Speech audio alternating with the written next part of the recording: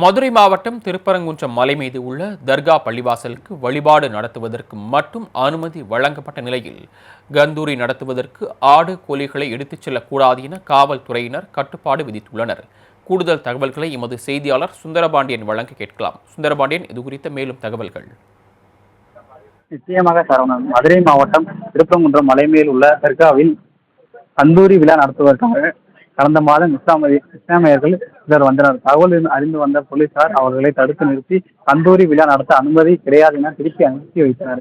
இச்சம்பவம் இஸ்லாமியர்களிடையே கொந்தளிப்பு ஏற்படுத்தி கடந்த சில நாட்களாக கருத்துக்களுக்கு முன்பு திருப்பரங்குன்றம் மலைக்கு செல்லும் பாதை அருகே 300க்கும் மேற்பட்ட இஸ்லாமியர்கள் போராட்டத்தில் ஈடுபட்டனர்.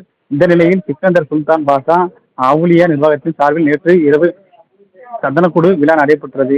சந்தனக்கூடு விழா நடைபெற்ற நிலையில் இன்று மலை மேல் உள்ள தர்காவில் ஆடுகள் கோழி பலியிடப்பட்டு சமூக விருந்து அனைவரும் கலந்து கொள்ள வேண்டும் என சமூக வலைதளங்களில் செய்தி பரவியதால் கந்தூரி விழா நடத்துவதற்கு ஏற்கனவே தடை விதிக்கப்பட்டு இருப்பதால் திருப்பரங்குன்றம் மலை செல்லும் பாதை மலையை சுற்றிலும் 500க்கும் மேற்பட்ட பலத்த போலீஸ் பாதுகாப்பு போடப்பட்டு தர்காவிலிருந்து செல்லக்கூடிய முஸ்லிம்கள் தொழுகை நடத்த மட்டுமே அனுமதிக்கப்படுகின்றனர். மலைக்கு செல்பவர்கள் பலத்த சோதனைக்கு பின்னரே அனுமதிக்கப்படுகின்றனர். தண்ணீர் பாட்டில் மட்டுமே உணவுகள் கொண்டு செல்லக்கூடாது என போலீசார் உத்தரவிட்டதால் உணவை கொண்டு வந்த வெளியூர் இஸ்லாமியர்கள் மீண்டும் உணவுகளை தங்களது வாகனத்தில் வைத்துவிட்டு மலைக்கு சென்றனர்.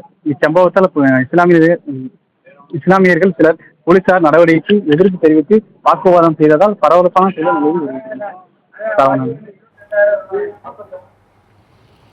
தாங்கள் வழங்கிய தகவல்களுக்கு நன்றி சுந்தரபாண்டியன்.